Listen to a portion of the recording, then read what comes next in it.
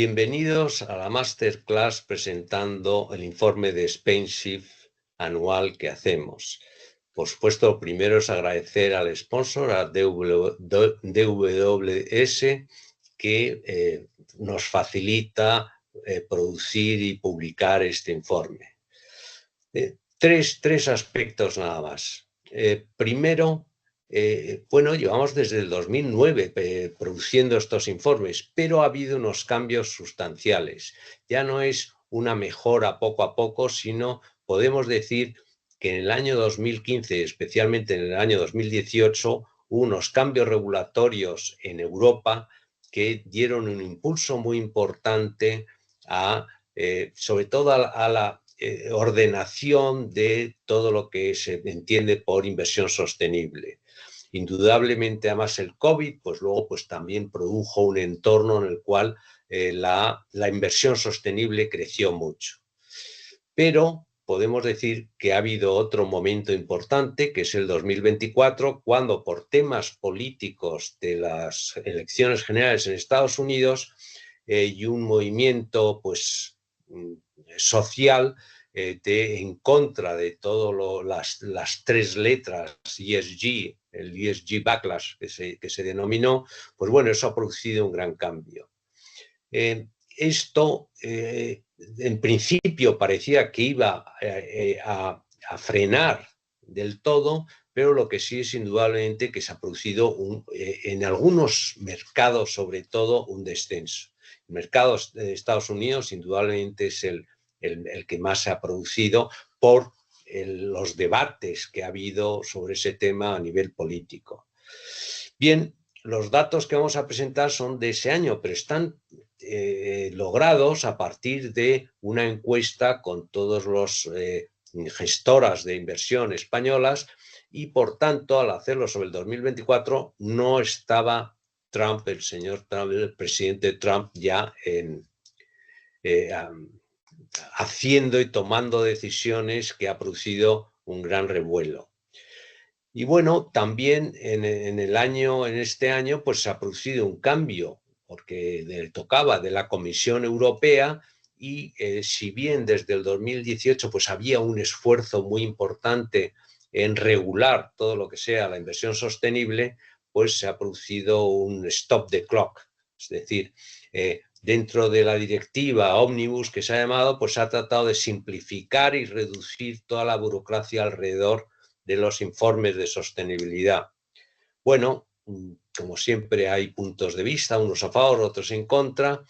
Indudablemente el espíritu es de simplificar. Y se podría pensar, bueno, y eso es un stop, es decir, que se va a reducir la inversión sostenible y responsable. Personalmente no creemos, es decir, además consultando con los agentes, indudablemente ya no es tan glamuroso, permítame la palabra, decir todas las maravillas que hacemos en temas de sostenibilidad, sino incluso se ha producido una cierta timidez. Las empresas siguen haciéndolo, siguen considerándolo importante, pero con más timidez, para evitar pues una crítica o perder un contrato como ha sucedido en Estados Unidos. En Europa, bueno, pues no ha sido tan brusco, pero sí hemos notado ese cambio. Hombre, vamos a ver, la etiqueta pues se ha deteriorado un poco en la percepción más o menos pública, pero desde el punto de vista de las estrategias, pues los inversores, las gestoras de activos siguen pensando que el tema de sostenibilidad es una fuente de riesgos, pero también de oportunidades. Y lo tienen en cuenta, a lo mejor no lo dicen tanto, pero lo tienen en cuenta, es su análisis de riesgo, es su razón de ser. Por lo tanto, que desde aquí queremos dar un poco una señal optimista, pero sí reconocemos que ha habido unos cambios muy importantes. Y por último, otro mensaje también creo que es relevante. Si he comentado que empezamos en el 2009, este año ya es cuando tenemos datos con la nueva metodología. En Europa siendo conscientes de que la inversión sostenible y responsable había ido creciendo a etapas, introduciendo nuevas estrategias, pues se estaba perdiendo un poco la capacidad para tomar decisiones de si es más sostenible o menos sostenible. Es un poco lo que se trataba con toda la regulación europea. Entonces, todas las SIF europeas nos hemos unido y hemos acordado una nueva metodología basada en la ambición, no tanto en la estrategia en este caso concreto, si es un tema de exclusiones, sino una idea más de la ambición de ser sostenible y del impacto que queremos, la doble materialidad y todas esas cuestiones. Por tanto, les animo a que, bueno, pues lean el informe, comprendan que está hecho antes de todos los últimos movimientos, pero lo que sí es importante es insistir en la metodología. La metodología creemos que es más adecuada, sirve para construir sobre algo más sólido y creemos que la inversión sostenible, con algunas variaciones y sobre todo, insisto, en el tema del impacto, seguirá estando y bueno, pues se producen turbulencias en el mercado con los temas políticos, pero los temas financieros de fondo y de mercado siguen ahí. Por tanto, les animo a su lectura y a continuación, bueno, pues la directora de Spainship podrá entrar en más detalles del estudio que, bueno, pues que ya lleva bastantes años y que siempre tiene repercusión en todos los agentes que están involucrados con la inversión. Muchas gracias y adelante, Andrea.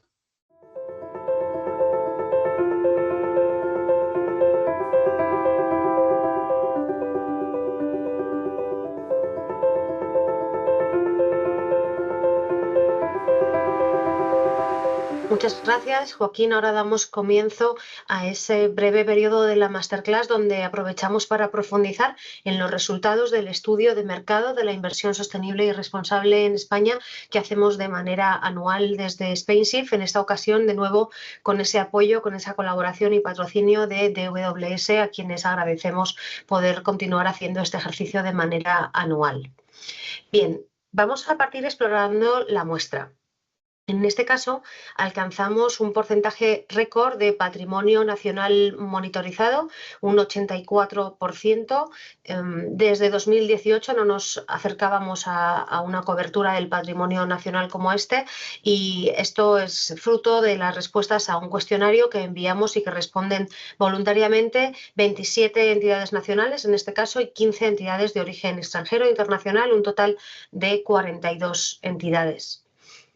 En primer lugar, y teniendo en cuenta que es el primer estudio, el primer ejercicio en el que vamos a presentar datos bajo la nueva metodología de análisis de estudios de mercado de Eurosif, tenemos que hacer un llamado a la prudencia y mencionar que en los gráficos de evolución, como puede ser este, de activos gestionados con criterios ASG por entidades nacionales en España respecto al total de activos gestionados, no debemos tomar el dato de 2023 como un evolutivo, porque la percepción de las entidades que responden a la encuesta, dado que la encuesta es distinta, también es distinta en lo que las entidades consideran como apropiado para pasar a formar parte de inversión gestionada con criterios ASG o no.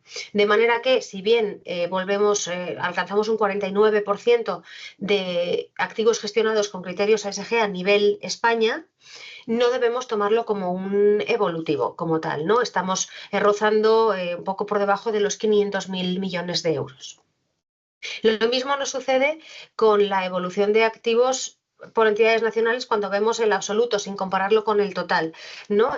Vemos un descenso de 272.000 a 236.000 millones de euros y de nuevo debemos tomarlo en este reajuste de metodología donde tanto por el cambio de los marcos regulatorios como por un cambio el nivel de ambición de lo que se espera del inversor sostenible como un inversor que de alguna manera contribuye de forma activa a las soluciones, además de protegerse frente a los riesgos ASG, pues que el nivel de ambición esté generando que lo que declaramos como sostenible sea más prudente y por tanto pues nos arroje este dato insisto, no lo tomemos como un evolutivo, ¿no? En este caso lo que vemos es el reparto por las estrategias clásicas de inversión sostenible, las estrategias clásicas, aquellas en las que tenemos en cuenta cómo se incorpora la información de sostenibilidad a la toma de decisiones financieras, en este caso de inversión. Como vemos, el screening negativo, las exclusiones simples y el screening basado en normas, ambas agrupadas en esta categoría, vivieron una época dorada entre el 2011 y 2019-2020 para ser sobrepasadas por estrategias más complejas como pudieron ser la integración ASG en esos años de implementación inicial del marco regulatorio, muy centrado en la integración, y después para verse superada totalmente por una aplicación de políticas de engagement y de voto, políticas de ejercicio de la propiedad activa. ¿Qué quiere decir esto? ¿Que ahora solamente se hace engagement y voto? No, la metodología es acumulativa. Tenemos en cuenta cuál es la estrategia más sofisticada sobre cada euro gestionado, ¿no? Cada euro invertido. De forma que lo más habitual, lo veremos más adelante, es que las entidades que están empleando políticas activas de engagement y de voto tengan también estrategias dentro del fondo de screening negativo, screening positivo e integración, como un suma-suma de estrategias que no son excluyentes, al revés, son acumulativas. En este gráfico de evolución por peso de las estrategias se aprecia muy bien, ¿no?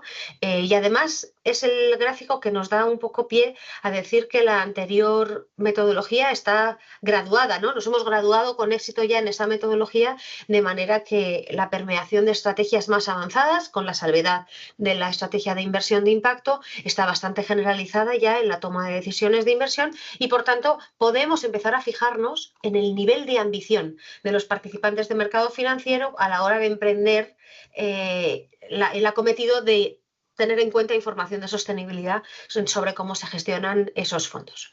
Decía que son estrategias acumulativas porque es interesante echar un vistazo a cuántas estrategias se aplican a la vez en la gestión de activos ASG a nivel nacional.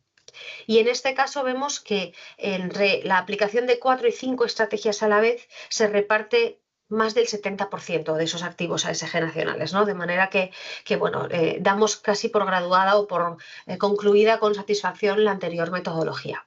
Esto nos da pie a introducir la metodología presente, que es la que ha generado Eurosif en colaboración con la Universidad de Hamburgo y el equipo de investigación Advanced Research Impact, con Timo Busch al frente, y que mezcla los procesos de inversión, lo que entendíamos por estrategias ISR clásicas, con estos 4 niveles de ambición. En primer lugar, tenemos que prestar atención al objetivo de inversión, que es la materialización de la intención del inversor sostenible, ¿no?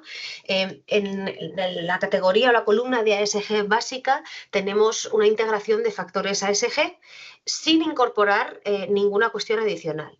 En ASG avanzada tenemos ya un análisis sistemático reglado de incorporación de esos factores ASG. En la categoría más ambiciosa de inversión alineada con el impacto, contamos con alineación de impactos positivos ambientales o sociales, impactos positivos preexistentes a la inversión, y en la categoría de generadora de impacto el objetivo de inversión es una contribución medible a impactos positivos en el mundo real que no fueran preexistentes a la inversión. Es muy interesante la diferencia entre la categoría de inversión alineada con el impacto e inversión generadora de impacto, porque diferencia el impacto de la empresa, el caso de alineada con el impacto, del impacto del inversor, el caso de la inversión generadora de impacto. En cuanto a los procesos de inversión, por un lado tenemos cuál es el enfoque de esa inversión y por otro cuál es la medición del rendimiento. En la primera categoría, el enfoque de la inversión, el clásico screening negativo o positivo, que sea vinculante pero sin especificar cuánto de ese screening es vinculante y cuánto le afecta al universo de inversión. Por supuesto, no se cuenta con nada de medición. En el caso de la ASG avanzada, ese screening positivo o negativo sí es vinculante, de manera que restringe al menos el 80% del universo invertible inicial, y ya comenzamos a medir el rendimiento ASG, el rendimiento en sostenibilidad. En la siguiente capa de complejidad, en alineada con el impacto, ya medimos el impacto de la empresa y además de ese screening negativo y positivo vinculante, pues espera que haya otras actitudes del inversor relativas al ejercicio de la propiedad activa. Y en el caso de la generadora de impacto, además de ese screening, de esas exclusiones, sobre todo de actividades no transformables, que son aquellas actividades que por medio de estrategias de engagement, voto, conversación, diálogo y activismo accionarial con la compañía no se pueden transformar en alternativas con un mejor perfil de sostenibilidad, y que además se apalanca en el uso de actividades de stewardship o de aprovisionamiento de nuevo capital para generar un impacto que, por supuesto, es medible, y además hay que medir de manera diferenciada el impacto de la empresa y la contribución del inversor.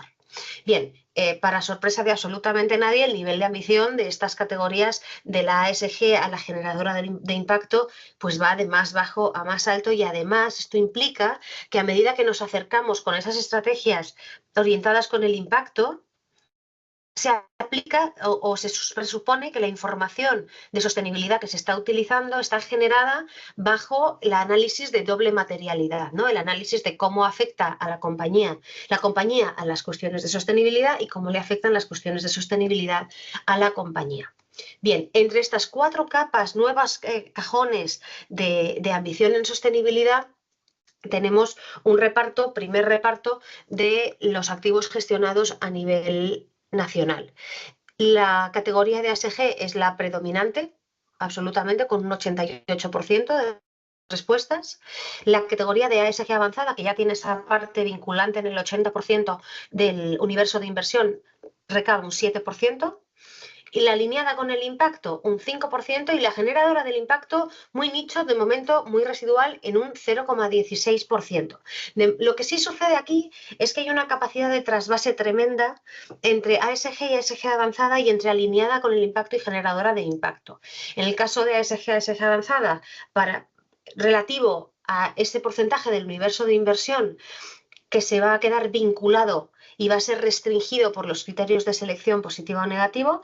En el caso de la alineada con el impacto o generadora de impacto, relativo a los sucesos que se tienen que dar para que quepa dentro de la categoría de generadora de impacto, ¿no? Aprovisionamiento de capital, capacitación o asistencia técnica y uso de estrategias de stewardship o de ejercicio de la propiedad activa, como el engagement y el voto. Y como vemos aquí, pues hay una capacidad de trasvase bastante elevada, sobre todo de la alineación con el impacto a la generación, lo cual también nos da pie para pensar que el mercado está cerca de hacer un cambio, o si quisiera, aplicando cambios aquí y allá, o añadiendo alguna de estas capas a la gestión de esas inversiones, pues podría situarse en la categoría de mayor ambición de sostenibilidad, ¿no?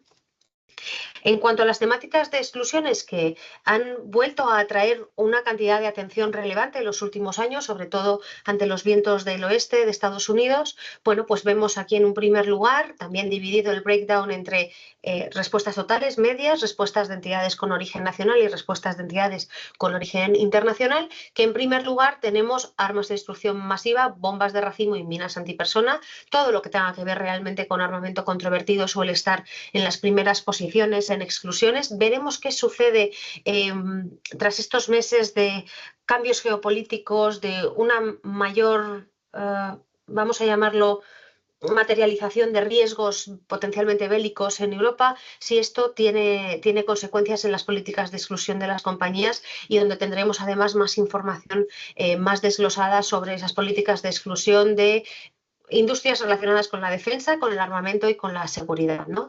Vemos también aquí, en tercer lugar, derechos humanos, en cuarto lugar, combustibles fósiles y carbón, y aquí nos empezamos a diferenciar las entidades nacionales de las internacionales en esas prácticas de screening negativo en cuestiones como el tabaco, derechos laborales, juego, pornografía. Y esto es un suceso que se da en general porque las entidades nacionales parecen tener una sensibilidad mayor a las cuestiones de corte social, y las internacionales sociales a las de corte ambiental, y es un suceso que es bastante constante a lo largo de los más de 10 años de elaboración de este estudio en España.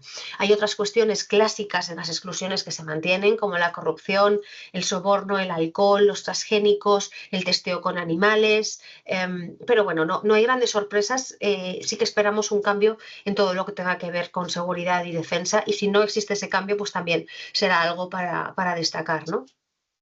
En cuanto a las exclusiones ya no corporativas, pero sí aplicadas a los estados, pues en primer lugar las dictaduras, en segundo lugar violación de tratados de no proliferación, que esto con las cuestiones de armamento nuclear se convierte en un tema que atrae también cada vez más atención, corrupción y falta de ratificación o bueno, salida de los acuerdos medioambientales, como puede ser el Acuerdo de París. Ya empezamos aquí a que haya una diferencia importante entre entidades de origen nacional e internacional cuando nos referimos a la energía nuclear y a la pena de muerte. Bien, en cuanto a las temáticas de inversión para las estrategias de inversión temática sostenible, seguimos con un dominio tremendo de cuestiones ambientales sobre cuestiones sociales, atribuible muy posiblemente a factores de escala, de la facilidad para escalar, por ejemplo, en este primera temática sobre energías renovables o eficiencia energética. En tercer lugar, y esto se mantiene desde 2020, salud y bienestar, economía circular, gestión del agua. Cuando nos trasladamos a cuestiones sociales, como vemos aquí en la lista, ¿no? Diversidad e igualdad, o empleo, o inclusión financiera, vivienda, son soluciones que son más difícilmente escalables o que requieren de una evaluación muy pormenorizada de cuál es el contexto del subyacente de las inversiones. De manera que, bueno, pues en números tiene cierto sentido o cierto racional que veamos ahí en los primeros puestos de temáticas cuestiones ambientales muy vinculadas a salud, a cambio climático, y en la lista ya vemos escalando posiciones también a biodiversidad.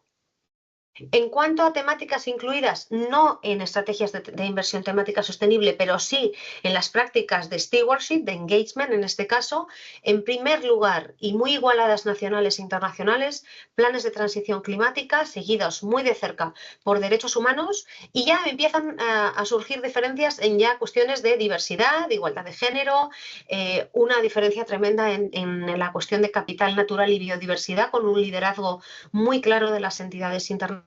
Lo mismo nos sucede para cuestiones de responsabilidad fiscal. En cuanto a los temas incluidos en las iniciativas de voto, son un poco distintos, sobre todo porque hay una popularidad tremenda del voto sobre la política retributiva del Consejo, que es muy frecuente, sobre todo por la presencia que tiene este punto en el orden del día de las juntas de administración, ¿no? Seguido y siempre en este caso con un sesgo hacia más predominancia de las entidades internacionales, derechos humanos, y ahí ya sí se repite un poco el esquema del engagement, ¿no? Transición climática, derechos laborales, igualdad de género, responsabilidad fiscal, capital natural. Aquí vemos que también la inclusión de los EINF, de los informes de información no financiera, como un punto independiente del orden del día, o sea que cuestiones relativas incluso a la estructura del propio orden del día de las juntas. En cuanto a qué instrumentos y vehículos son más frecuentemente utilizados en el caso de las inversiones de impacto, bueno, pues en primer lugar aquí aparece fondos en mercados cotizados con una predominancia clara de entidades internacionales. Aquí sí que debo hacer un llamado a la cautela y la interpretación de estos mecanismos, porque somos bien conscientes de que el mercado de impacto está más extendido en mercados de privados, de private equity o venture capital, pero sí es cierto que la composición de la muestra tiene un desequilibrio hacia entidades que predominantemente trabajan en mercados cotizados, y por tanto pues esto puede ser representativo, y trabajamos para el siguiente año que la muestra esté más balanceada y poder aportar una foto más fidedigna, si cabe, de cuáles son los instrumentos que verdaderamente están atrayendo estrategias de inversión de impacto, aunque esto sí que nos da una información relevante, que es una estrategia que está presente, al menos en autodeclarativo, por las entidades en mercados cotizados también, ¿no? En cuanto a la práctica, en cómo se materializa ese diálogo activo, ese engagement con las compañías, en primer lugar, diálogo con los equipos directivos. En segundo lugar, engagement colaborativo con ya un liderazgo que va a continuar a lo largo de todo el resto de prácticas e iniciativas de las entidades internacionales, seguido de políticas de desinversión. trabajo con grupos, con la empresa y engagement individual con esos grupos.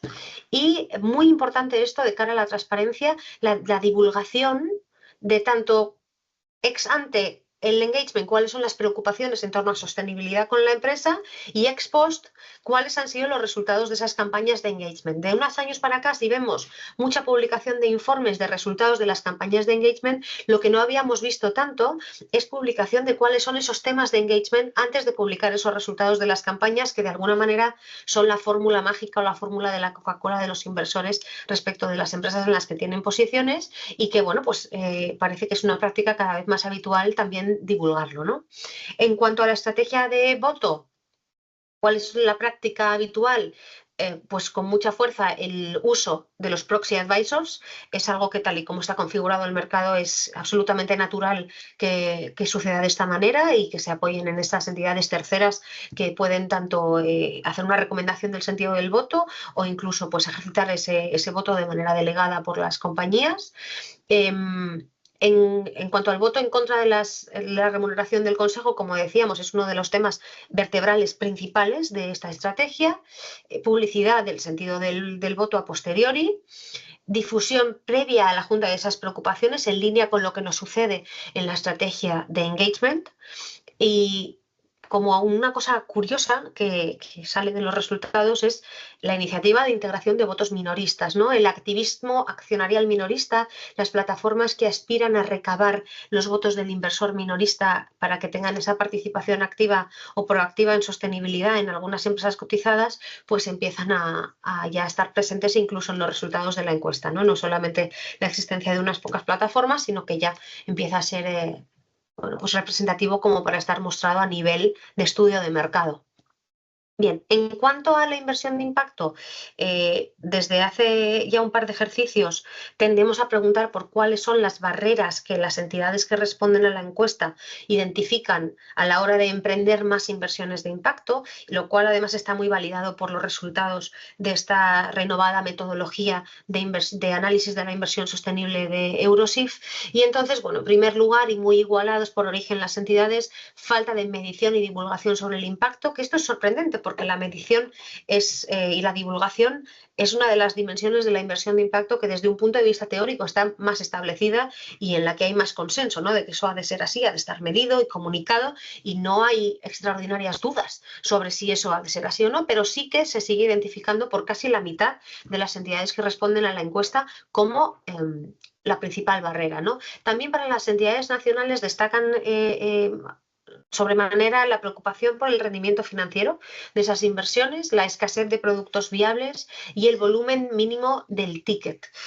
Esto también tiene que ver con los mercados en los que operan estas inversiones, ¿no? En mercados donde tal vez tanto el tamaño del producto como el ticket mínimo para entrar al producto dificultan la entrada del inversor institucional, que es esencialmente el que responde a esta encuesta del estudio de mercado, ¿no? Luego, pues seguido de manera más equilibrada nacional e internacional, preocupación por liquidez o el horizonte temporal de muy largo plazo de la inversión, riesgo, desconfianza de que los claims de impacto sean ajustados a la realidad y, bueno, pues de manera bastante residual, falta de conocimiento o de asesoramiento con experiencia cualificada, ¿no? Digamos que las estrategias de inversión de impacto sí requieren de profesionales muy especializados en dicha estrategia, pero no es algo que se perciba como una barrera a la hora de realizar más inversiones de impacto por las entidades. Bien, en cuanto a esa medición y comunicación y también verificación del impacto, en este caso sí que más del 60% de las entidades declaran medir el progreso de los objetivos de impacto de sus inversiones, un porcentaje bastante similar divulgarlo, aunque entendemos que aspiramos a que suceda tanto en las nacionales como en las internacionales, ¿no? Que en todos los casos todo lo que se mide en términos de impacto se acabe divulgando también. Y luego vemos una especie de ralentización en lo que tiene que ver con verificación, ¿no? Si se cuenta con una verificación independiente razonable, en algunos casos en más de un 10% en media de esos impactos, pero no tenemos una cantidad tremenda de respuestas en torno al tipo de verificación, ¿no? De si limitada o de qué tipo, o bueno, aquí todavía hay mucho que progresar y posiblemente pendiente de lo que suceda con la CSRD, su implementación, los requerimientos de verificación de esa información de sostenibilidad que generada bajo el prisma de doble materialidad pudiera servir para la gestión y diseño de productos de inversión de impacto en el futuro. Por primera vez en esta edición del estudio, y haciendo honor a la colaboración que ya de manera formal e informal hacemos con nuestra organización hermana o prima, que es Ofiso, el Observatorio de Financiación Sostenible en España, pues hemos incorporado al estudio un segmento en el que incluimos algunas de las informaciones del informe de Ofiso sobre financiación, sobre todo lo que tiene que ver también con renta fija sostenible, ¿no? Con los bonos temáticos sostenibles. La financiación sostenible en España ha vivido, como no podía ser de otra manera, al igual que la inversión, unos años de expansión en el mercado. Ahora mismo un poco más ralentizada porque los tipos de interés es cierto que no han acompañado en los últimos años por cuestiones de todo tipo, color y condición. En el caso de los bonos verdes mantienen esa hegemonía total de la renta fija sostenible. Los bonos sociales desde 2020, digamos que han vuelto a su estado original, ¿no? y se mantienen. Los bonos de corte mix sostenible, social y verde también tienen una cuota de mercado bastante estable en el caso español, y los bonos ligados a sostenibilidad, los Sustainability Linked Bonds, pues van y vienen, ¿no? Es cierto que han tenido unos años con algunas controversias sobre cláusulas abusivas en los contratos, donde se vinculaba el pago del cupón al éxito de algunas KPIs prefijados en sostenibilidad para las empresas, pero bueno, parece que volvemos a tener presencia a nivel nacional sobre esto. Para más información, recomendamos muchísimo también la lectura en paralelo del estudio anual de Ofiso junto con el estudio anual de SpaceX. Bien, hablando sobre actores de mercado, ¿cuáles son los inversores institucionales que invierten en estos activos ASG o sostenibles? Bien, en primer lugar, aquí vemos muy balanceados a los fondos de pensiones de empleo, seguidos de empresas privadas, mutuas, compañías de seguros. Se mantienen muy arriba en la lista las organizaciones benéficas y religiosas, fundaciones, fondos de pensiones ya no de empleo, públicos, gobiernos, administración pública, entidades académicas, universidades y empresas públicas. En el caso de en qué niveles se integra el área de sostenibilidad o el área de ASG en las entidades, pues vemos que se integra tanto a nivel de análisis de la cartera, dirección general, consejo, incluso recursos humanos, formación, comercialización, de manera bastante balanceada y muy cercano casi al 100%, de manera que esto sí que está suponiendo una transversalidad en las estructuras de las entidades que gestionan y comercializan este tipo de productos, ¿no? Y como siempre, para finalizar el estudio, preguntamos sobre la percepción de cuál es la regulación que más impacto va a tener en el desarrollo de mercado de la inversión sostenible a 3 años, ¿no? Porque a más corto plazo pues ya sabemos lo que va a ir entrando en vigor con mucha claridad, pero también el fit the purpose, la adecuación de la regulación a lo que pretende conseguir en el medio plazo es tal vez más interesante que en el cortísimo, ¿no? Entonces tenemos en primer lugar una SFDR que lidera en influencia, sobre todo atribuible al uso de las categorías de divulgación como categorías sin más, como puras etiquetas que sirven para la incluso comercialización de los productos y que además forman parte del test MiFID, que va en cuarto lugar, digamos como en el Tier 2 de regulaciones. En segundo lugar, continúa la taxonomía bien arriba en esta influencia. En tercer lugar, y como no podía ser de otra manera, la Directiva de Divulgación de Información de Sostenibilidad, la CSRD y sus estándares de reporte, los SRS desarrollados por EFRAG, por la dependencia, la elevadísima dependencia que tiene el éxito de todas las demás piezas regulatorias de que esta directiva de divulgación sea exitosa y produzca verdaderamente los datos necesarios para la inversión. Y luego ya entramos en normativas sobre greenwashing, normativas sobre rating, la potencial existencia de categorías de inversión sostenible que parece que vaya a fagocitar la propia SFDR, el propio reglamento de divulgación de finanzas sostenibles, seguido de la directiva de debida diligencia y todo lo que tiene que ver, no tanto con la responsabilidad de las entidades financieras, que todavía no forma parte de la directiva, pero sí con la información que se va a tener de la cadena de valor de las entidades que estén bajo el scope de esa directiva. Y luego ya pasamos a a la dimensión nacional, ¿no? Planes de acción nacionales sobre finanzas sostenibles. Sabemos desde España, además formamos parte del Consejo Nacional de Finanzas Sostenibles y que tienen varias verticales de trabajo que pueden ser muy influyentes en el medio plazo. Contamos también con leyes de cambio climático que tienen disposiciones específicas para participantes de los mercados financieros.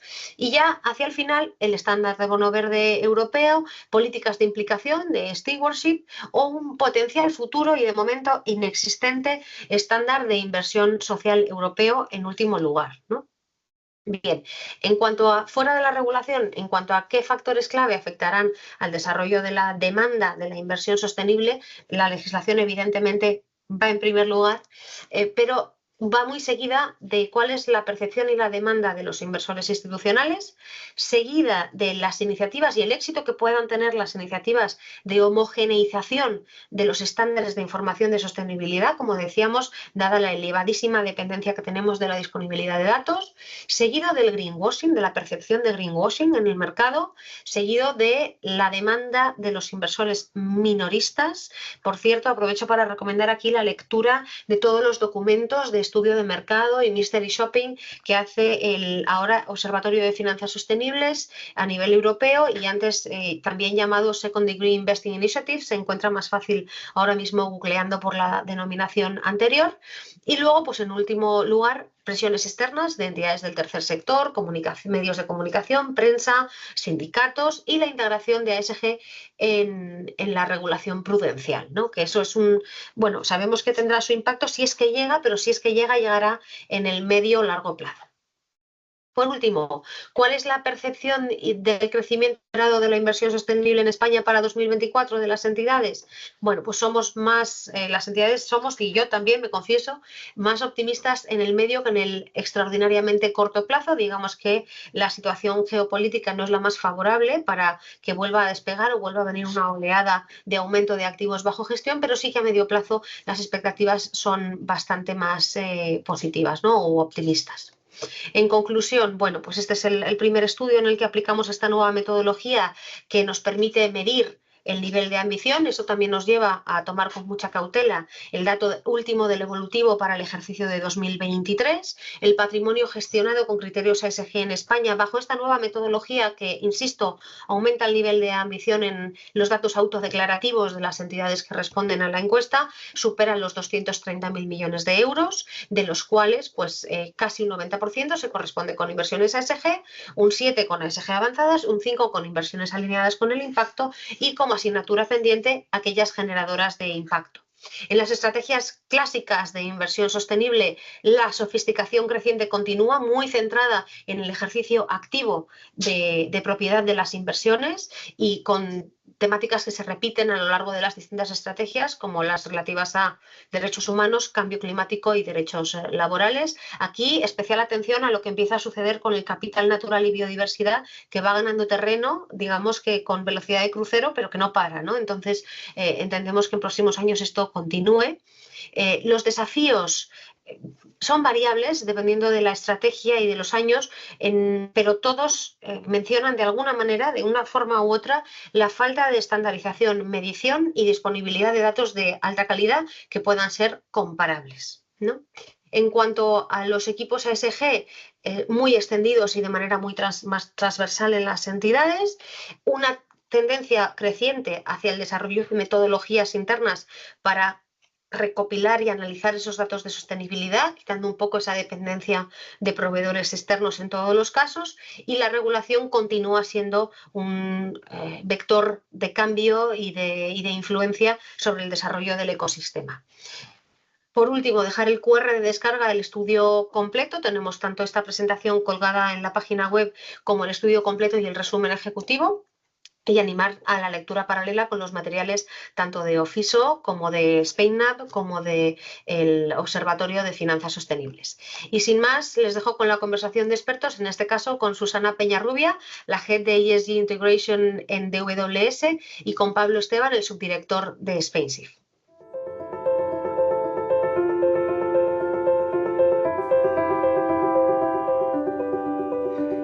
Pues muchísimas gracias, Andrea, por tu presentación, una vez más, de los resultados del estudio anual del ISR en España. Y sin más, voy a dar paso a nuestra invitada, a Susana Peñarrubia, Head of ESG Integration European Equities en DWS, que como sabéis es la entidad que patrocina anualmente el estudio sobre la ISR de Spainsive. Susana, muy buenos días y gracias por participar en esta masterclass. Y si te parece, me gustaría comenzar por el tema de las estrategias de engagement y voto. Esas estrategias que estamos viendo desde hace años, que están creciendo mucho, ¿no? Y que cuando preguntamos a las gestoras, nos dicen que tienen a esta estrategia muchas veces como foco principal de las estrategias de ISR en su política de inversión. Y vemos además cómo las inversiones que buscan generar impacto no solamente pretenden medir ya el desempeño de ese impacto tanto a nivel de empresa, es decir, el impacto de la empresa, ¿no? Sino también cómo el inversor puede contribuir, puede generar impacto a través de precisamente, ¿por qué no? No solamente a través de la contribución del capital, de asistencia técnica, pero también, ¿por qué no?, a través del ejercicio de su influencia, a través de estas políticas de engagement, incluso de voto. Y me gustaría preguntarte cuál es, en tu opinión, el motivo, ¿no? ¿Por qué este cambio de alguna forma hacia estas estrategias más avanzadas donde el inversor busca esa influencia a través de la práctica de estas estrategias de engagement? ¿Y qué prácticas o instrumentos de engagement realizáis con mayor frecuencia, ¿no? Y cuáles serían, en tu opinión, las más efectivas en el contexto actual? Uy, son muchas preguntas, Pablo. Ya me las estoy apuntando todas, no me vaya a olvidar de alguna. Pero de primeras, muchísimas gracias por vuestra invitación y poder estar aquí hoy con vosotros. En realidad, como bien estás diciendo, la estrategia de engagement y de voto ha cogido más auge durante los últimos años. Es verdad que ejercitar el derecho de voto siempre ha sido muy importante para los inversores. La actividad de engagement, yo creo que hay una serie de razones, razones económicas, razones sociales, razones regulatorias. Yo creo que estos tres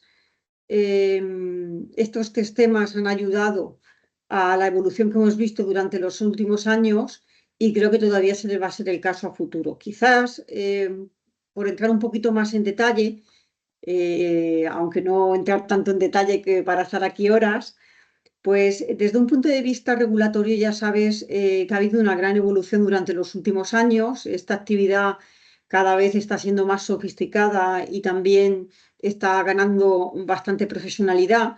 Y bueno, yo creo que para aquellos inversores que hicieron o se comprometieron de una manera voluntaria, por ejemplo, al UK Stewardship Code o, por ejemplo, son firmantes de la iniciativa de principios de inversión responsable, pues ellos mismos ya se comprometieron de una manera voluntaria a hacer esta actividad de engagement tanto con sus inversiones de renta fija como de renta variable.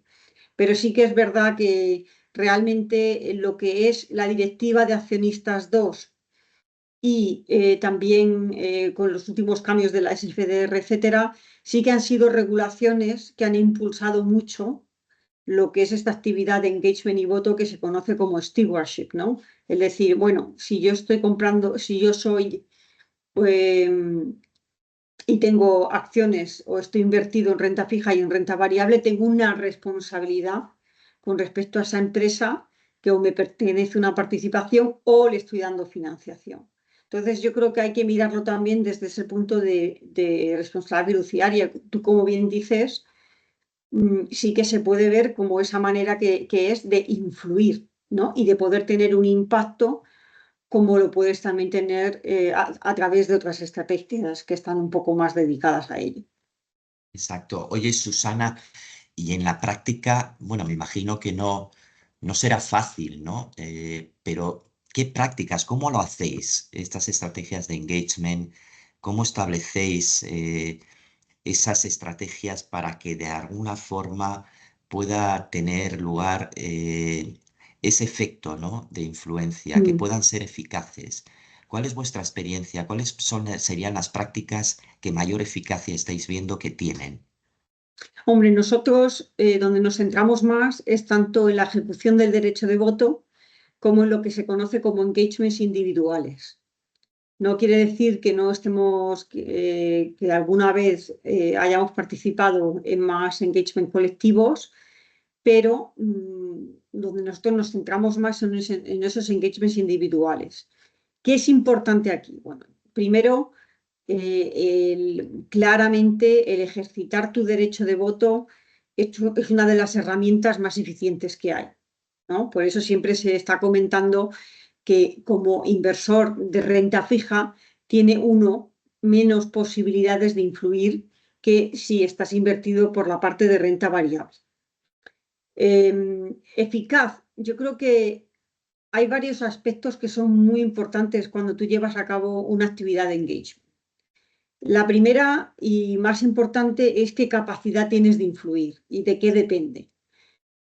Un aspecto es definitivamente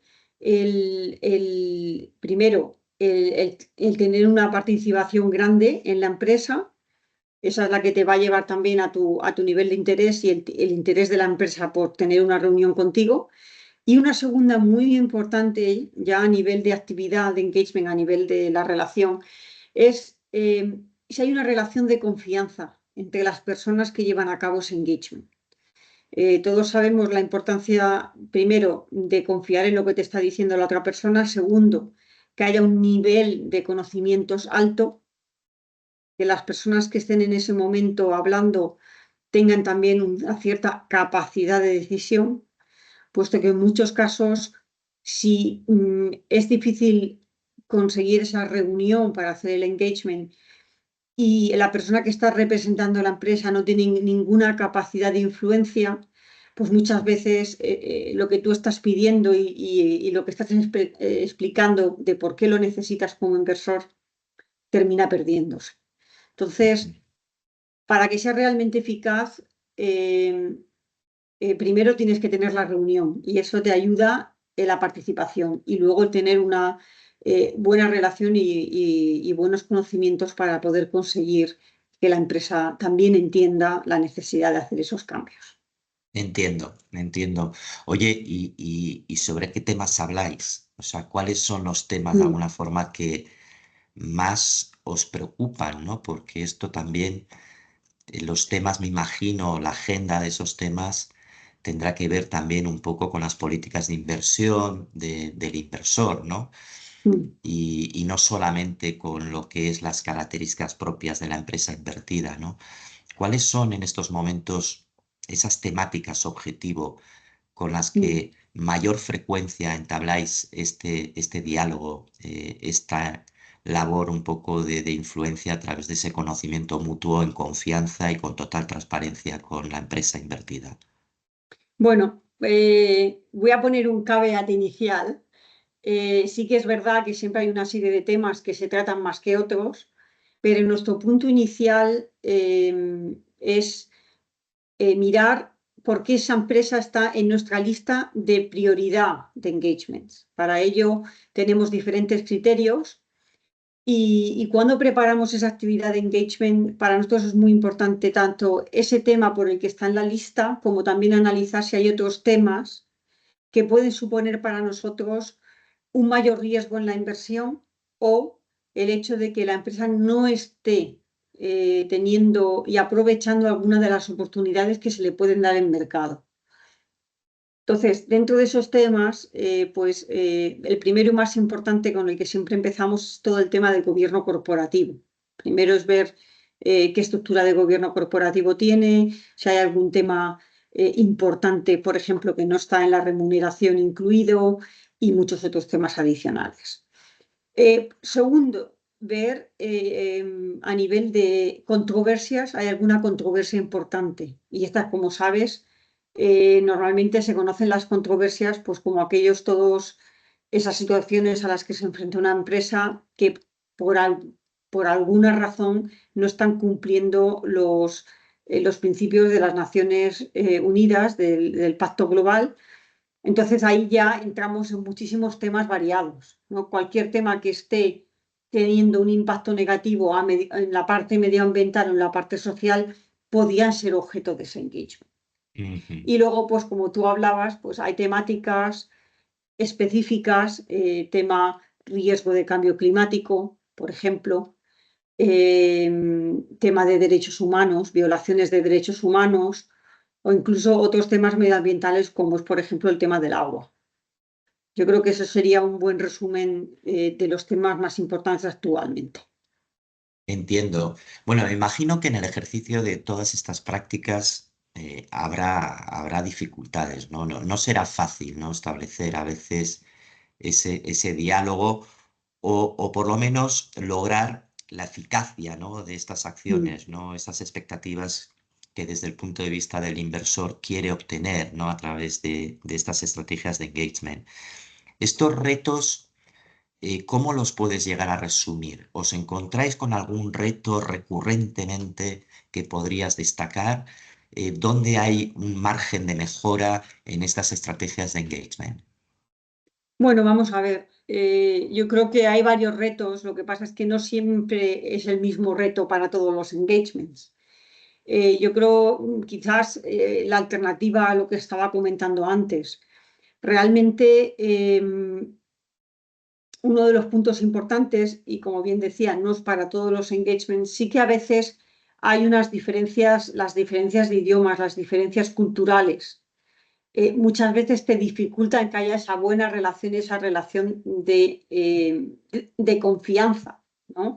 Es verdad que eso puede cambiar a lo largo de los años, pero sigue siendo, yo creo que un tema importante cuando las empresas con las que estás intentando hacer un engagement, pues están bastante más separadas de lo que es tu propia zona un poco de confort.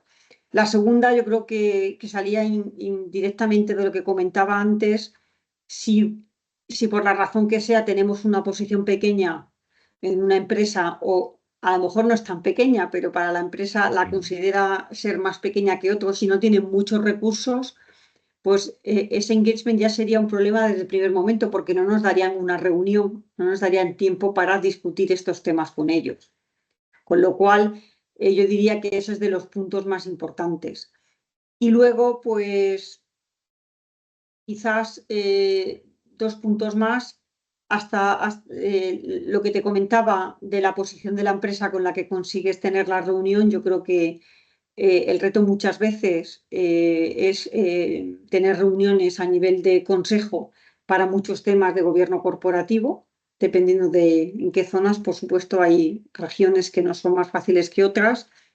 Y luego siempre hay dificultades en temas concretos, ¿no? No es lo mismo a lo mejor tratar un tema claro, fácil, como es la independencia de los miembros del Consejo, que estar discutiendo un tema de trabajo infantil en algunos países en los que se puede convertir en un tema muy escabroso. Entonces, yo creo que es muy importante tener en cuenta todos estos, todas estas características, y por eso tener también mucho cuidado cuando un poco quieres llegar a la conclusión de qué tipo de influencia has tenido, cómo lo puedes medir, has tenido éxito o no has tenido éxito. Yo creo que todo va un poco unido.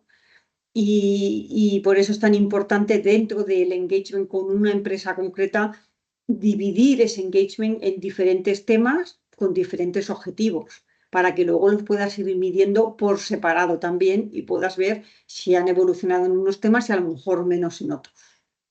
Está clarísimo, ¿no? Esa práctica siempre con esa empresa mucho más cercana geográficamente, con una Sí, participación en control donde se gana mucho más fácil la confianza del interlocutor, del directivo, cuando se ejerce ese diálogo, sin duda ayuda, y evidentemente tocar temas sensibles, como comentas, en algunas zonas geográficas o en algunos sectores, pues es más complejo, ¿no? Bien, y luego el voto. Has comentado antes, ¿no? Al inicio, que también ejercéis y que es una manera eficaz, ¿no? De ejercer esa labor de influencia. Pero claro, lo ideal sería realmente que los temas y los asuntos que se llevan a la Junta pues estuviese todo bien y no tuviésemos que votar en contra, etcétera. Quizás el previo paso de ese engagement en todo lo que significa la transición, acomodarse a unos indicadores de sostenibilidad, a unos objetivos determinados, bien sean sociales, has comentado desde el punto de vista de derechos humanos, también climáticos, también de gobierno corporativo. Realmente, claro, esa labor de engagement, pues si tiene eficacia, habrá menos situaciones en las juntas donde haya que ejercer esa labor de influencia con ese voto, ¿no? Pero realmente, ¿cuándo entra ese voto a tener un valor importante en términos de influencia y qué prácticas o instrumentos utilizáis para ejercer también esa labor de voto, ¿no? Ese ejercicio de voto para conseguir precisamente un cambio en la empresa respecto a un tema, a una cuestión relativa a una temática de importancia para vosotros en términos de sostenibilidad, de gobernanza, de medio ambiente o incluso de derechos humanos. ¿Cuándo empieza a ser importante ese voto, ¿no? Bueno, yo creo que el voto siempre es importante porque da igual en los puntos y las resoluciones que tengamos, tenemos que tomar una posición y tenemos que ver qué es lo que apoyamos y no apoyamos. Quizás yo lo que diría es que para nosotros lo importante es ese seguimiento con las empresas. Entonces, el voto es, como tú bien decías, quizás la reflexión final de toda esa relación con esa empresa y qué temas se han discutido. Para nosotros, alrededor del voto, hay dos puntos o dos actividades muy importantes. La primera, lo que llamamos en inglés el pre-season letter, que es esa carta que enviamos a todas las empresas en las que queremos votar y un poco les informamos qué temas son importantes para nosotros, ¿no? De ese pre-season letter ya se da una relación con muchas empresas que nos llaman y que quieren entrar en un engagement con nosotros. Bueno, yo creo que hay empresas que no quieren escuchar lo que los inversores quieren. En ese caso concreto, si hemos votado en contra, que es una de las maneras más claras de demostrar que no estás de acuerdo, tenemos después lo que es el post-season letter, ¿no? Como un poco explicando en determinadas razones por qué no hemos votado, pues que a lo mejor como se estaba esperando. Entonces, eso es un poco el ritmo normal, ¿no? El intentar esa relación y no solo mandar un voto y no tener esa relación que luego no te lleva tampoco a ningún sitio, porque todos necesitamos entender la posición del que tenemos enfrente y entenderlo para poder cambiar las cosas. Cuando toma un factor muy importante, bueno, yo creo que el poder del derecho de voto, sobre todo cuando lo utilizas como una medida de escalación, has intentado hacer un engagement, no te han dado reunión o has tenido una reunión o muchas reuniones ya varios años y no ha cambiado absolutamente nada. Entonces, en ese caso concreto, el votar en contra de los directores claves, es la señal de que efectivamente no estás apoyando de ninguna manera lo que están haciendo. Entonces, yo creo que siempre hay que diferenciar. Y luego otro punto muy importante, no solo las resoluciones de la empresa, sino también las de otros accionistas, ¿no? Que también te ayudan un poco a tener la posibilidad, pues, de a lo mejor algún tema que no le ha interesado a la empresa sacarlo, sí, para ti puede ser muy interesante si lo pone en la agenda cualquier otro inversor. Exacto. Bueno, está claro que las estrategias de engagement y voto son importantes, que realmente y se centran en algunos temas de interés y permiten de alguna forma establecer también esas relaciones de confianza, ¿no? Porque a medida que uno establece ese engagement, ese diálogo, se establece y se fortalece también esa relación, ¿no? Totalmente. Pero otro de los temas que frecuentemente nosotros preguntamos en el estudio anual y nos interesa muchísimo es la complejidad en el análisis de las cuestiones medioambientales, sociales y de buen gobierno corporativo, cómo se integran toda esta información, cómo se afronta la complejidad de este análisis, ¿no? Y realmente siempre preguntamos a las gestoras, nos gusta preguntarles todos los años, ¿no? A mí me gustaría que nos comentarais un poco, por ejemplo, de dónde obtenéis la información de sostenibilidad para ejercer ese eficaz análisis, ¿no? Si utilizáis fuentes internas, fuentes externas, si las combináis, si vais a más de una fuente de información, ¿cómo ha ido evolucionando, ¿no?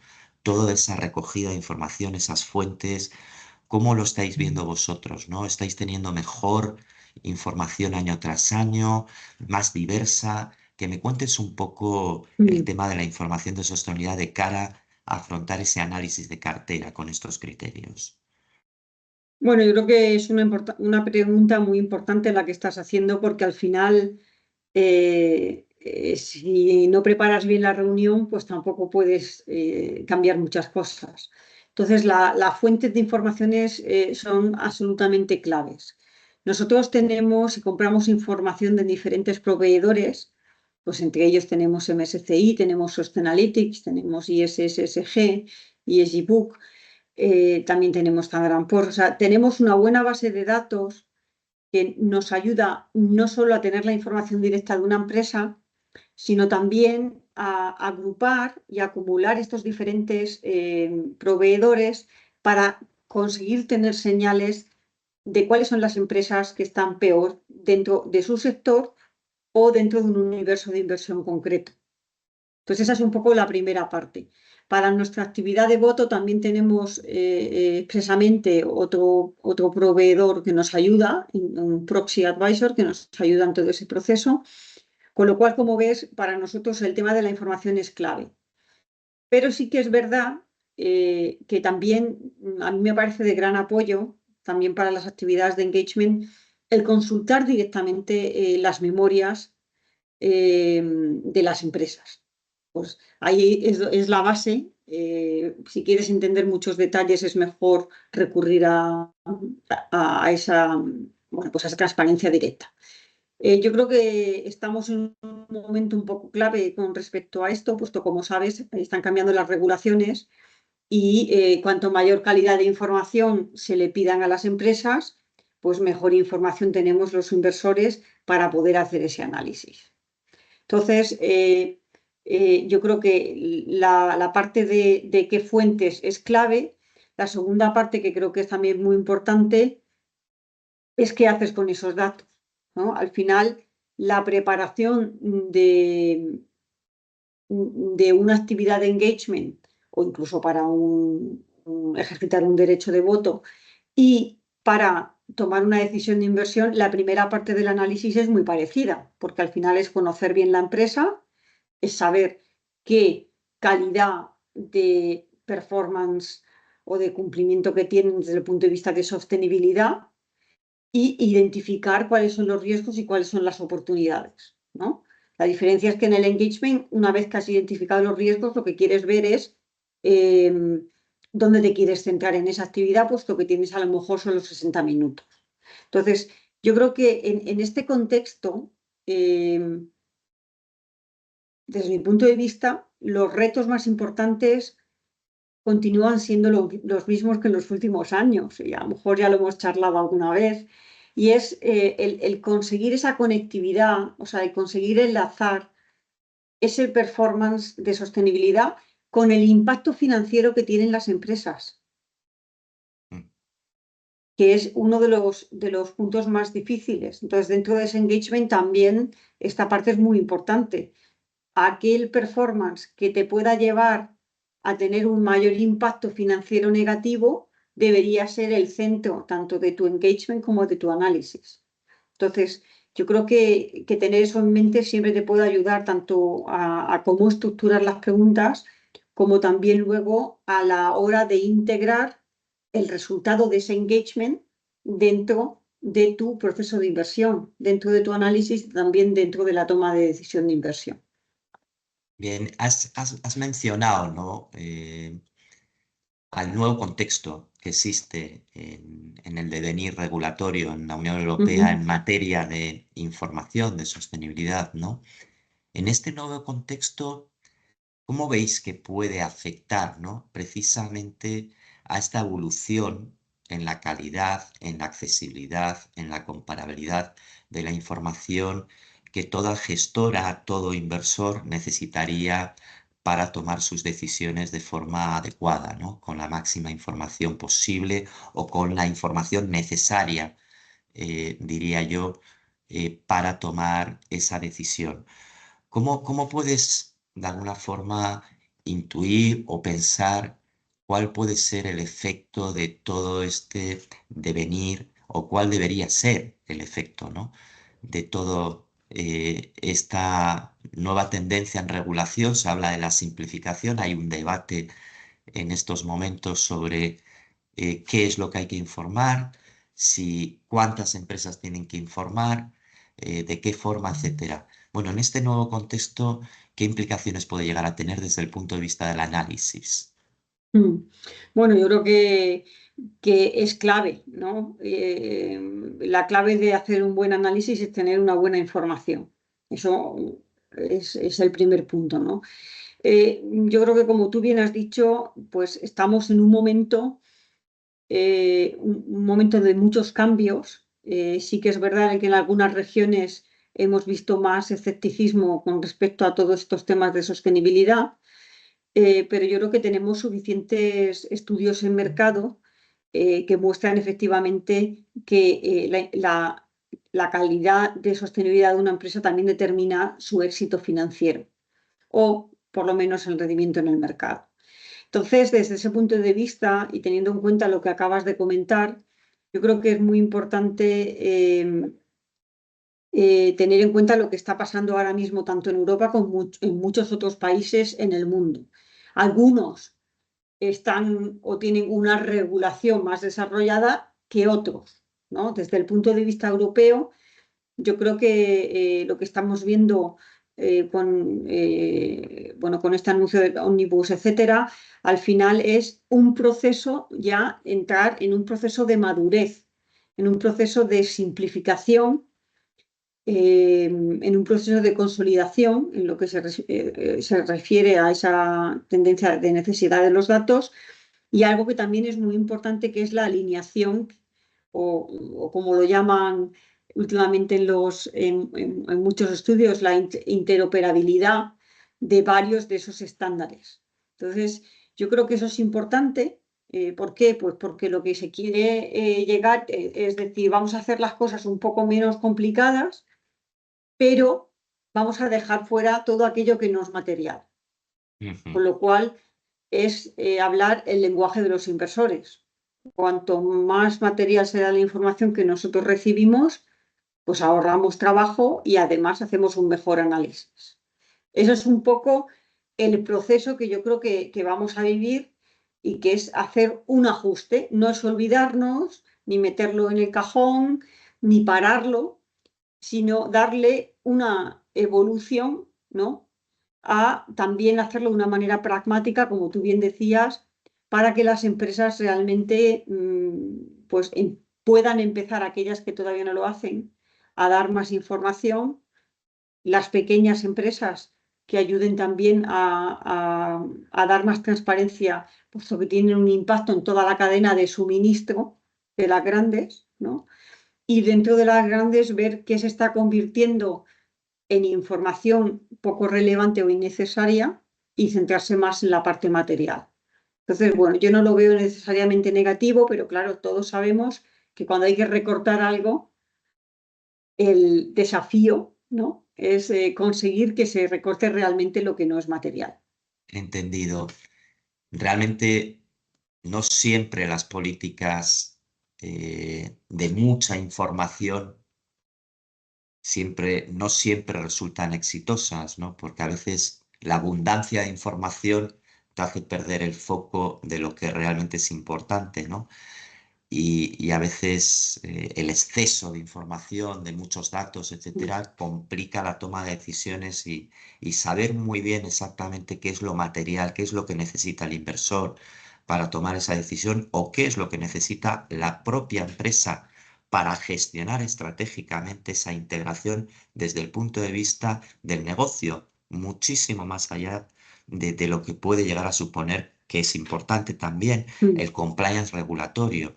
pero desde el punto de vista de esa captura de valor, potenciar esa competitividad de la empresa, las posibilidades de crecimiento, hace falta integrar estratégicamente y la empresa también necesita para eso informar, ¿no? y conocer esos datos que son relevantes y materiales para ella, ¿no?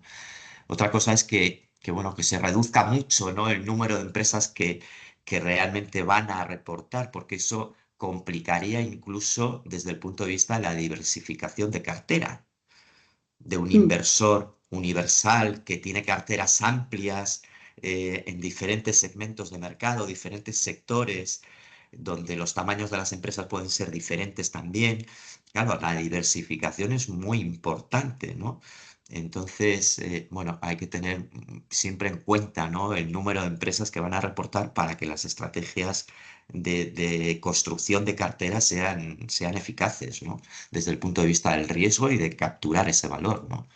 Totalmente. Yo creo que ese es el punto un poco que no he terminado de desarrollar, que solo comentaba de la interoperabilidad entre los diferentes estándares, el tener en cuenta no solo este punto de vista desde el punto de vista europeo, sino también, por ejemplo, como hemos estado viendo, el objetivo también de interrelacionar las exigencias, por ejemplo, que hemos visto en la CSRD también con la IFRS, ¿no? O sea, el intentar que efectivamente, incluso con GRI, con el Global Reporting Initiatives, o sea, intentar que aquella información que es material, pues que se tenga en cuenta en diferentes estándares. Entonces yo creo que esa va a ser una pieza clave, esa alineación internacional, ¿no? Que ya se ha estado peleando en los últimos meses, se ha estado intentando que evolucione y apoyarla. Y yo creo que el hecho de que tengamos ahora, por ejemplo, en Europa, a través de Omnibus, este objetivo de reducir esa carga, en ningún momento he escuchado que vaya a ser un poco dificultando esa interoperabilidad. Pero bueno, estamos en un proceso que acaba de empezar y que termina a finales de octubre, con lo cual desde un punto de vista europeo tendremos que ver cómo evoluciona, puesto que también puede tener un impacto total a lo que estabas tú comentando, pues el tener más o menos información de otras empresas que tenemos en carteras y que son empresas fuera de Europa.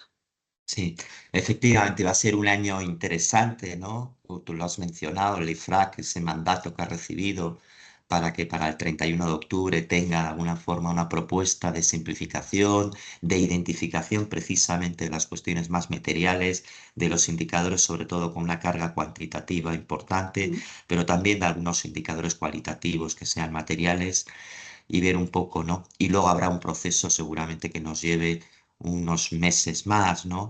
Para que a finales de año esperemos todos que tengamos una certidumbre para que todas las empresas, los inversores y todos los participantes de los mercados financieros puedan de alguna forma tomar las decisiones con la mayor certidumbre, si se puede, posible, o por lo menos con acceso a la información, ¿no?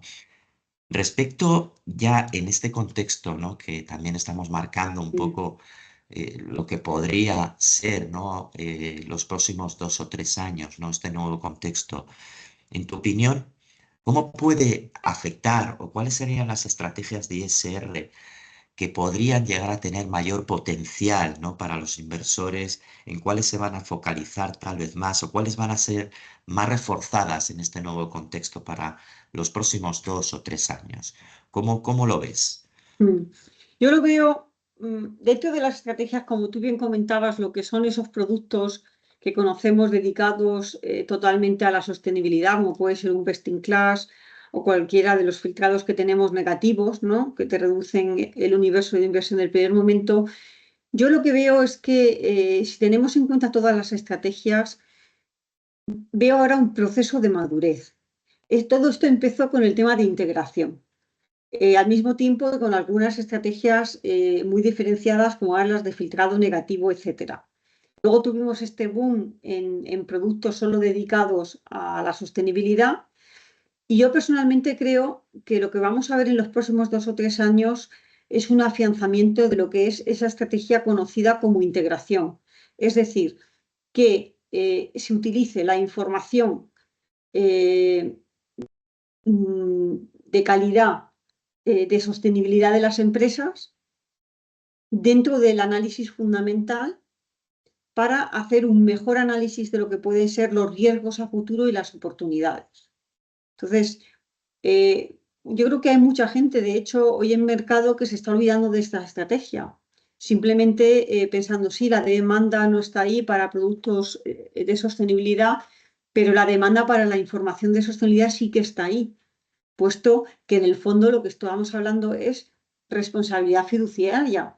Toda aquella información que me pueda mostrar que va a haber un impacto financiero dentro de una empresa, como inversor lo tengo que tener en cuenta.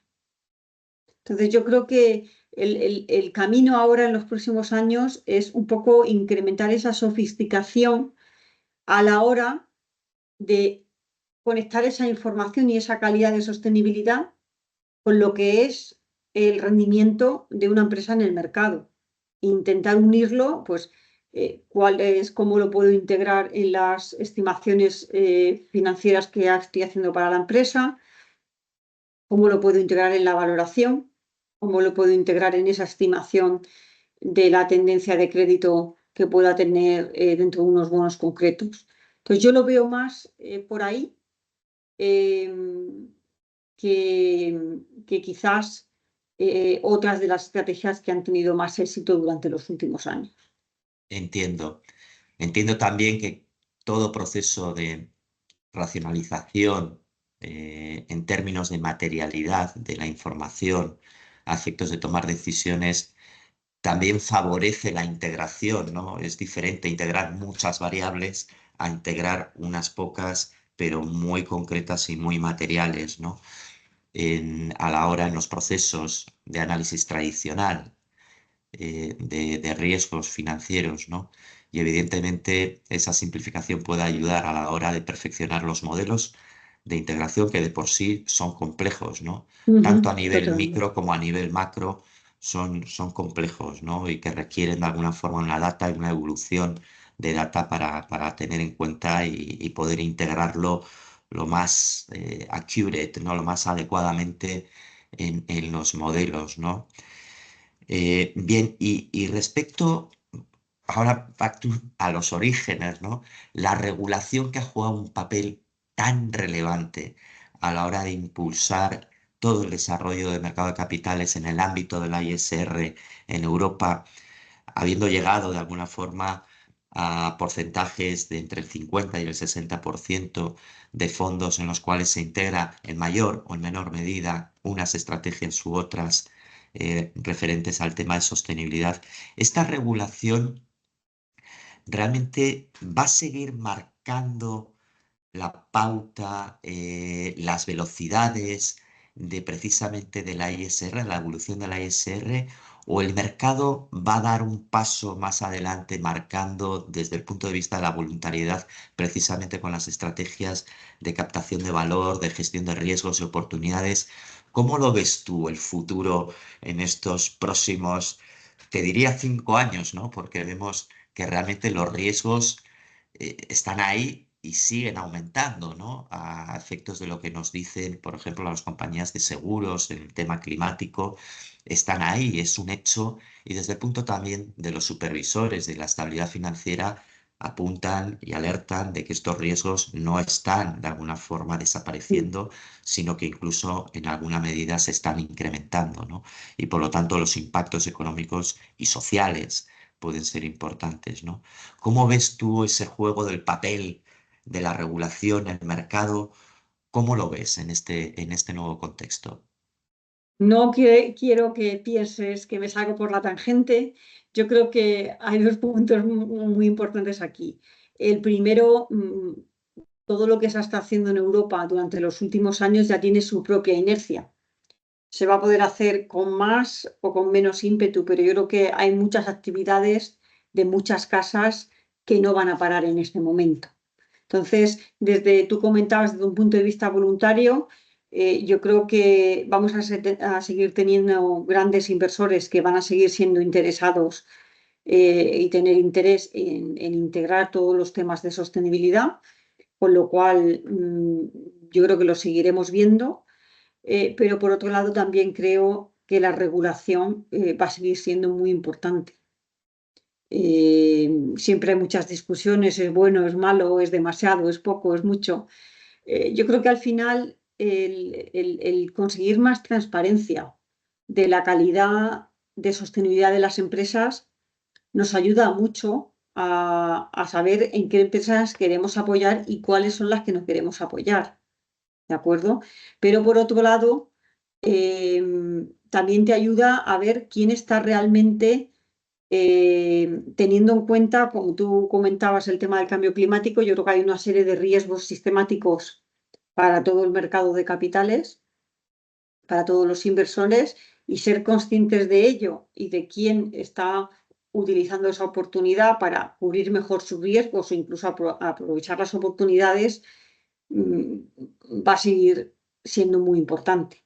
Con lo cual, yo a futuro veo que tanto la inercia que ha habido hasta ahora y la que se está viendo en otros países que hasta ahora han estado un poquito más inactivos, junto con los cambios que estamos viendo en las regulaciones, yo creo que tanto los grandes inversores institucionales como la regulación van a seguir siendo los dos impulsadores más importantes durante los próximos años.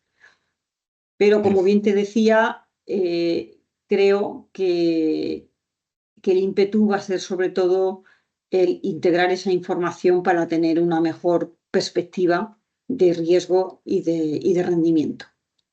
Oye, y hablando precisamente, siguiendo un poco tocando el foco de la demanda, ¿no? De la demanda de la ISR por parte de inversores, que bien apuntas que los inversores institucionales van a seguir ahí pujando y mirando estos temas.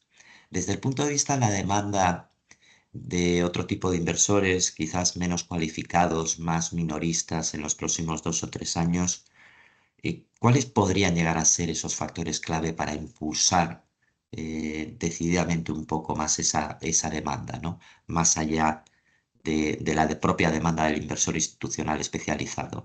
¿Cómo ves esos factores que impulsarían esa demanda más en el tramo minorista?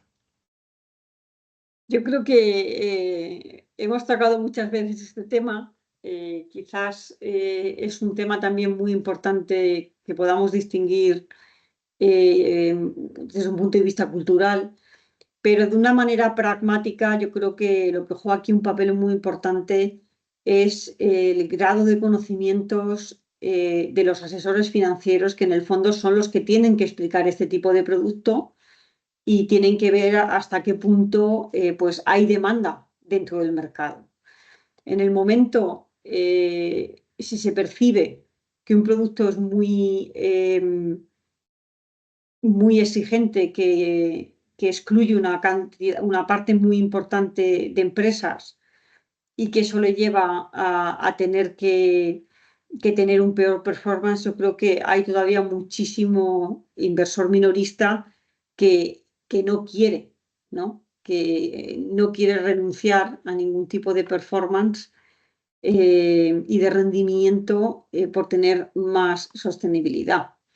Entonces, yo creo que a futuro el tener un poco más de conocimientos en este área, que creo que todavía no está tan avanzada la parte minorista como sí lo está la parte institucional, y el mejorar también esa formación a nivel de asesores, yo creo que son los dos puntos claves que vamos a ver a futuro.